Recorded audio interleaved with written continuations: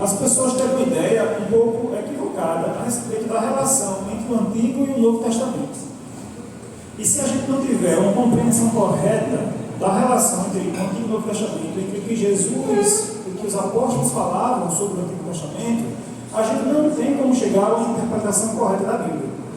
Certo? Hoje é muito comum a gente falar que, por exemplo, colocar Paulo e Jesus contra a lei, ou algumas pessoas pensam assim. Eu pensava assim até recentemente, que no Antigo Testamento o pecado era apenas algo exterior, apenas o ato, e que Jesus e os apóstolos no Novo Testamento foi que vieram mostrar que, na verdade, o pecado é algo interior, vem, ou seja, do seu ser, do seu desejo, dos seus anseios. E a gente vai lidar um pouco com isso. Então a pergunta que a gente faz é: Jesus veio aprofundar, ampliar ou corrigir o Antigo Testamento? Tem algumas pessoas que também falam isso. E eles citam, geralmente, o que Jesus fala no Sermão do Monte, que está lá em Mateus capítulo 5. As passagens citadas são essas aqui, que vocês estão vendo. Ele diz assim: vocês ouviram o que foi dito aos antigos: não cometa adultério. Eu, porém, lhes digo: todo aquele que olhar para a mulher com intenção impura já cometeu adultério com ela, do seu coração. E se seu olho leva você a tropeçar, arranque e jogue fora, pois é preferível você perder uma parte do seu corpo do que ter o corpo inteiro lançado no inferno. Outra passagem da mesma sessão, um pouco mais à frente, que são citadas, é o seguinte: ouvistes que foi dito, ou vocês ouviram o que foi dito: ame o seu próximo e odeie o seu inimigo. Eu, porém, lhes digo: amem os seus inimigos e orem pelos que os perseguem. As pessoas costumam pegar essas declarações de Jesus, é muito comum, e achar que Jesus está contradizendo o que ele está falando no Antigo Testamento. Só que, primeiramente, a gente tem que levar em consideração algumas coisas. Será que era realmente o Antigo Testamento que Jesus se referia? Quando ele falava da Bíblia hebraica, das Escrituras dos seus dias, ele se referia como? Quero mostrar para vocês só uma citação aqui, tá? Um grande pregador do passado, talvez o maior do século passado, fala o seguinte: de fato, o fraseado empregado pelo Senhor Jesus, mais ou menos, decidia a questão. Ele disse: ouvistes o que foi dito aos antigos. Ele não disse: lestes na lei de Moisés, ou foi escrito por Moisés, ou foi escrito lestes. O que ele quer dizer com isso? Quando Jesus se referia ao Antigo Testamento, ele nunca falava: ouvistes o que foi dito. Essa não era a forma que Jesus usava para se referir ao Antigo Testamento. Quando ele queria falar da Bíblia, ele dizia: está escrito. No capítulo anterior do livro de Mateus, onde Jesus fala isso, ouvistes o que foi dito, é a tentação, é relatada a tentação que Satanás fez, no deserto. E todas as vezes que Satanás ia para cima de Jesus com alguma tentação, Jesus respondia assim: está escrito. Outra forma em que Jesus se referiu ao Antigo Testamento era em forma de pergunta: não tendes lido? Vocês não leram o que está escrito na lei dos profetas? Então essa era a forma como Jesus falava. Então por que Jesus falou vocês ouviram o que foi dito? Se vocês olharem depois, e a gente vai ver um pouquinho mais à frente, havia uma coisa chamada tradição dos anciãos, ou tradição oral dos rabinos, que eles ensinavam, além da Bíblia, além da lei de Moisés, eles ensinavam uma tradição. E é isso que Jesus se refere: vocês ouviram o que foi dito aos antigos, ou pelos antigos, pelos líderes religiosos. Então Jesus aqui não está travando uma batalha contra o Antigo Testamento, ou vindo aprofundar ou corrigir o Antigo Testamento. Jesus não veio corrigir Moisés. Jesus trava uma batalha interpretativa com os escribas e fariseus, que eram os mestres em Israel. E Jesus veio mostrar que eles interpretavam erradamente o Antigo Testamento. E a gente vai ver aqui por que a gente não pode dizer que no Antigo Testamento o pecado era apenas algo externo. A gente citou uma passagem já, e vocês vão... Olha, e autores que falam sobre isso são muitos, a gente não vai ler tudo aqui. Fala essa mesma coisa. Essa passagem já citou semana passada, que fala que em Caim, o desejo dele já era contra ele, não era apenas algo externo. Já no começo da Bíblia, no primeiro livro da Bíblia, em Gênesis, já é mostrado que o pecado já estava no desejo de Caim. Mas vamos ver umas passagens. Olha o que diz aí em Gênesis capítulo 6, verso 5. O Senhor viu que a perversidade do homem tinha aumentado na terra, e que toda a inclinação dos pensamentos do seu coração era sempre e continuamente para o mal. Olha que diz a passagem: a inclinação dos pensamentos do seu coração. Então, já no Antigo Testamento, Deus já considerava pecado, sempre foi considerado pecado, já a intenção do coração, a inclinação, não só o ato pecaminoso. Então, Jesus não veio trazer algo novo, mostrando: se você olha uma mulher com o coração impuro, você está pecando, como se no Antigo Testamento não fosse pecado. Era também. Jesus estava aqui corrigindo. Essa era a visão dos escribas e fariseus, não do Antigo Testamento. Os escribas e fariseus é que contradiziam o Antigo Testamento. E o tempo inteiro, eles que queriam mostrar que havia um conflito entre Jesus e a lei de Moisés. Então, quando a gente hoje vê alguém querendo dizer que Jesus veio corrigir ou aprofundar a lei, a gente está seguindo a mesma trilha dos escribas e fariseus, que queriam colocar um conflito entre Jesus e a lei. Olha o que diz mais no livro de Gênesis.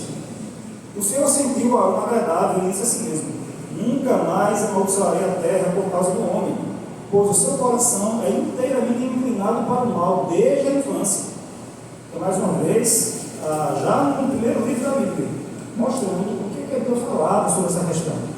E especificamente sobre a questão da lascívia, o desejo pecaminoso da mulher, se é a sua esposa. Olha o que diz no livro de Provérbios: meu filho, guarde o mandamento de seu pai e não abandone a instrução de sua mãe. Tenha-os sempre amarrados ao seu coração, pendure no seu pescoço. Quando você andar, essa instrução o guiará. Quando você se deitar, ela o guardará. Quando acordar, falará com você, porque o mandamento é a lâmpada e a instrução é a luz. E as repreensões da disciplina são o caminho da vida. Eles o protegerão da mulher perversa e das lisonjas da mulher estranha. Não cobice no seu coração a sua formosura, e nem se deixe seduzir pelo seu olhar. Então, já no Antigo Testamento, lá em Provérbios, mostrando que a cobiça, o desejo das mulheres, se sua esposa, já era pecado. Deus já dizia para a pessoa não fazer isso. E meu Deus do céu, gente, lá no 10 mandamentos tem lá: não cobiçarás. Isso está onde? Na lei de Moisés, está lá no 10 mandamentos: não cobiçarás. Algo interior, não só o ato, mas já interior. Então, quem queria fazer esse conflito entre Moisés e Jesus eram os escribas e fariseus. Paulo vai dizer lá em Romanos 7 que a lei é espiritual. Nunca foi algo meramente exterior, apenas exterior, nunca. Aí alguns pegam aquela passagem que a gente leu lá atrás, que fala assim, amarás o teu próximo e odiarás o teu inimigo. Primeiramente, essa parte, odiarás o teu inimigo, sequer existe no Antigo Testamento. Não existe isso lá. Essa era a interpretação dos escribas e fariseus. Mas algumas pessoas dizem assim: não, mas no Antigo Testamento só era dado a ordem para você amar o seu próximo, não era dito para você amar o seu inimigo. Vamos ver aqui, certo? Primeiramente, Jesus, quando vai falar de amar o próximo por si mesmo, ele já está citando o Antigo Testamento. Olha o que diz aqui: não procure vingança, nem guarde ira contra os filhos do seu povo, mas ame o seu próximo como você mesmo. Quando Jesus fala essas palavras lá em Mateus, lá em Lucas, lá em Marcos, é citando o Antigo Testamento. Mas olha só mais uma vez o que diz no Antigo Testamento sobre amar o inimigo. Se teu inimigo tiver fome, dá-lhe pão para comer. Se tiver sede, dá-lhe água para beber. Ele está falando para quem? Para o seu inimigo.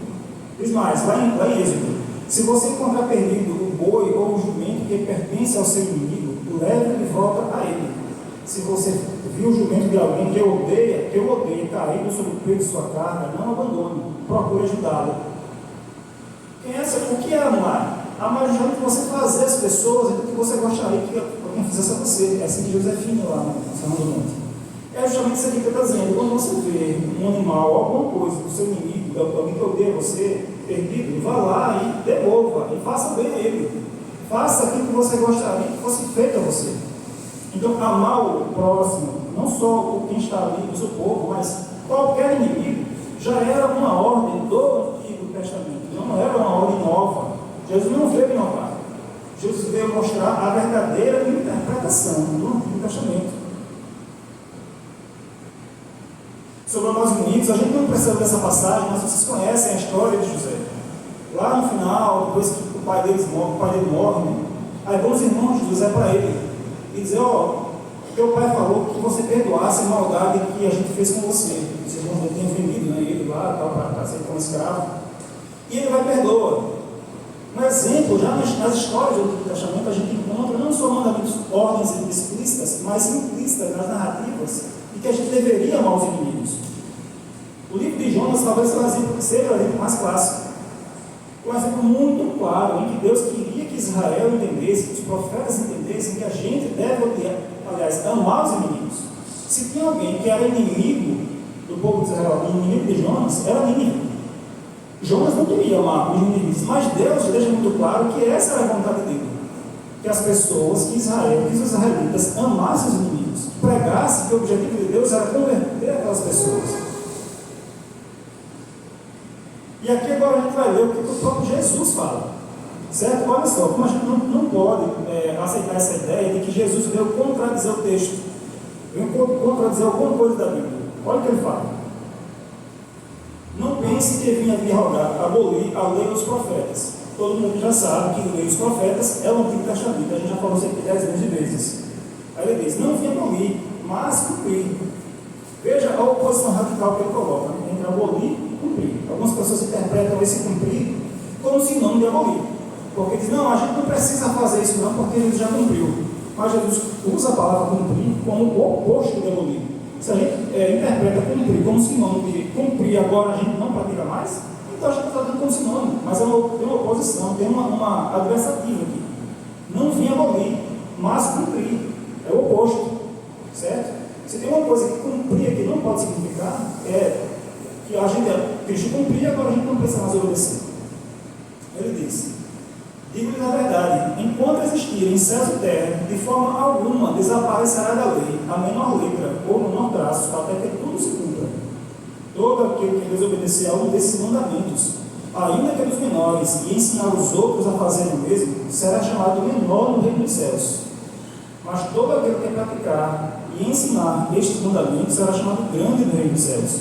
Pois eu lhes digo que se a justiça de vocês não for muito superior à dos escribas e fariseus, ou dos fariseus e mestres da lei, que é a mesma coisa, de modo nenhum entrarão no reino dos céus. Ser menor no reino dos céus aqui, pelo contexto que eu claro, significa não entrar no reino dos céus, tá? É isso que ele está falando. Mas vejam que coisas importantes aqui, certo? Ele diz que todo aquele que praticar e ensinar erradamente. Quem era que ensinava o povo de Israel? Quem eram aquelas pessoas que ensinavam? Eram os escribas, eram os rabinos. Então é a eles que ele está se referindo quando vai falar em seguida aqueles mandamentos, ou visto que foi dito aos antigos, se referindo a essas pessoas que ensinavam Israel, que eram esses rabinos, que ensinavam tudo errado. Jesus vai dizer que se a nossa justiça não exceder muito dos escribas e fariseus, não entraremos no reino dos céus. E o que é exceder a justiça dos escribas e fariseus? É a gente não distorcer a lei de Deus, é a gente não distorcer a palavra de Deus como eles faziam. Para vocês terem uma ideia de como eles faziam isso, abra o livro de vocês, lá em Marcos, capítulo 7. Minha Bíblia está por aí. Marcos, capítulo 7. Você volta aqui? Atrás da música, ali, atrás. Marcos, capítulo 7, do 1 ao 13. Obrigado.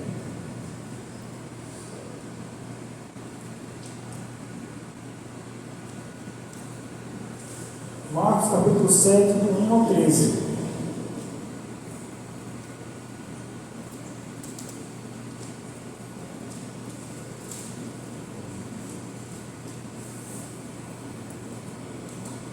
E diz o seguinte: os fariseus e alguns escribas, vindo de Jerusalém, reuniram-se em volta de Jesus. Eles viram que alguns dos discípulos de Jesus comiam pão com as mãos impuras, e isto é, sem lavar, porque os fariseus e todos os judeus observavam a tradição dos anciãos. Veja só, a tradição dos anciãos, não a Bíblia. Não comem sem lavar as mãos, cuidadosamente as mãos. Esse cuidadosamente não é como a gente faz hoje, tá? Eles têm que lavar as mãos 7 vezes. Quando voltam da praça, não comem sem se lavar. E há muitas outras coisas que receberam para observar, como a lavagem de copos, jarros e vasos de metal e canas. Os fariseus e os escribas perguntaram a Jesus: por discípulos não vivem conforme a tradição dos anciãos, mas comem com as mãos impuras. Jesus respondeu: bem profetizou Isaías a respeito de vocês, hipócritas, como está escrito: este povo me honra com os lábios, mas o coração está longe de mim. E em vão me adoram, ensinando doutrinas de homens, que são preceitos de homens. Rejeitando, olha o que eles faziam, rejeitando o mandamento de Deus, vocês guardam a tradição humana. E diz ainda: vocês sempre encontram uma maneira de rejeitar o mandamento de Deus para guardarem a própria tradição. Pois Moisés disse: honre seu pai e sua mãe, e quem maldisser a seu pai ou a sua mãe será punido de morte. Vocês, porém, dizem que se alguém disser a seu pai ou a sua mãe: a ajuda que poderia receber de mim é corbão, isto é, oferta ao Senhor. Então vocês dispensam de fazer qualquer coisa em favor de seu pai e de sua mãe, invalidando a palavra de Deus por meio da tradição, que vocês mesmos passam de pai para filho. E fazem muitas outras coisas semelhantes. Olha a acusação de Jesus aqui. Que eles faziam, eles invalidavam a palavra de Deus de muitas formas diferentes. Essa era uma delas, em que deu um mandamento de honrar pai e mãe, e eles inventaram um meio de não ajudar financeiramente os pais. Diziam: o dinheiro que eu tenho aqui, toda a minha renda é corbão, é oferta a Deus, então eu não posso ajudar vocês não. Quando a Bíblia nunca ordenou isso, nunca mandou ninguém fazer isso. E o mandamento de honrar pai e mãe eles desprezavam. E Jesus disse que eles faziam isso constantemente. A gente tem uma visão. Corbão era simplesmente a expressão, como eu chamava. Eu não sei o significado não, tradução. Oferta ao Senhor, é o significado disso, oferta ao Senhor. Então, veja só, às vezes a gente pensa que os fariseus, os escribas, eles simplesmente gostavam muito da lei e criavam muitos mandamentos o máximo possível. Era assim para algumas coisas que eles queriam, algumas coisas, mas muitos outros mandamentos de Deus, de acordo com Jesus aqui, muito pelo contrário. Eles invalidavam a palavra de Deus. Um outro exemplo aqui é com relação ao mandamento sobre casamento, sobre divórcio, que é bem proíbe o divórcio. Mas eles chegam lá em Mateus 19 tentando Jesus com essa questão: se o homem pode se divorciar da esposa por qualquer motivo. Eles acreditavam nisso. Se a mulher queimasse a comida, fosse uma má cozinheira, já era motivo suficiente para divórcio. Essa era a tradição deles. Então, um mandamento claro de que não poderia haver divórcio, a não ser em caso de adultério, ou caso, um novo casamento, no caso, se o seu cônjuge falecesse, isso eles não respeitavam também, e muitos outros.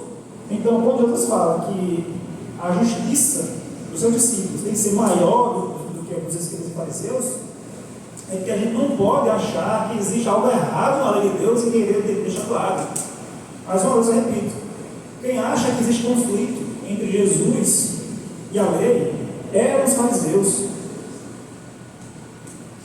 Então, a gente pode concluir aqui duas coisas relacionando isso com o que a gente já falou sobre Jesus com chave hermenêutica, tá? Lá atrás. Nossa regra interpretativa é o próprio texto, e de acordo com Jesus, quando traduzir o texto é heresia, porque é espírito do céu. É tão grave a gente, quando traduzir o texto, a gente desprezar algum mandamento, mesmo pelos menores. Jesus falou: esses não entrarão no reino dos céus. E veja, aqui a gente não está falando de perfeccionismo, tá? Que a gente vai viver uma vida aqui perfeita sem pecado. Essa não é a questão. A questão é a gente voluntariamente desprezar a lei de Deus. A gente distorcer de tal forma que a gente ensina para as pessoas que não precisam mais obedecer aquele mandamento. E no caso aqui, né, Jesus cita de vários, lá no Sermão do Monte. Então, nossa chave hermenêutica não é um Jesus criado por nós mesmos, a nossa imagem e semelhança, mas o texto bíblico e o texto bíblico somente.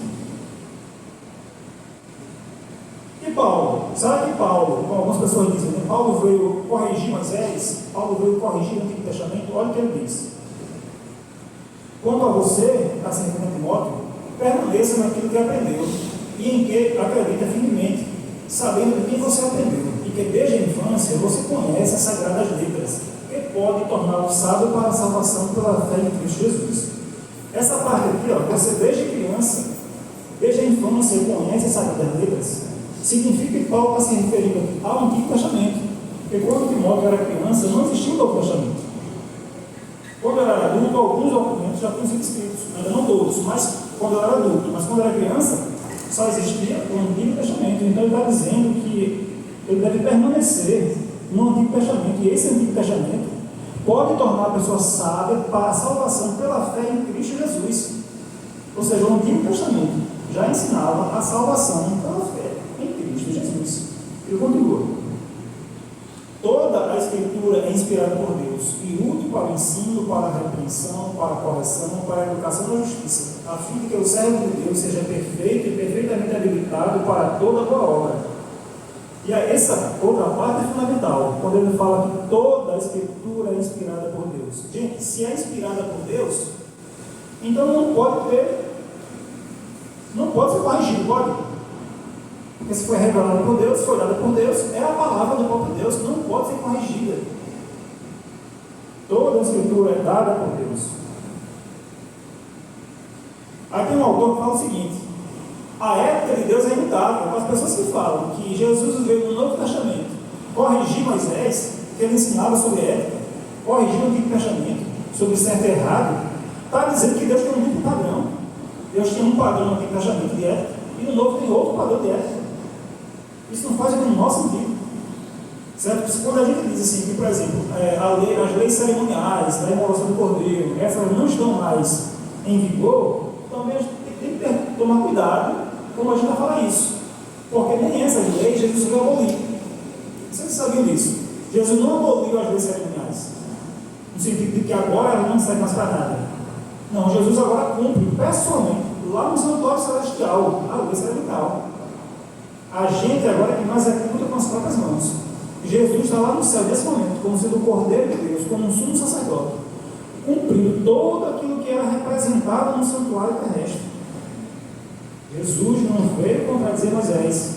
Jesus veio contradizer os escribas e fariseus, que contradiziam Moisés. A guerra de Jesus não era contra Moisés, contra o Antigo Testamento, mas contra os rabinos, contra a tradição dos anciãos.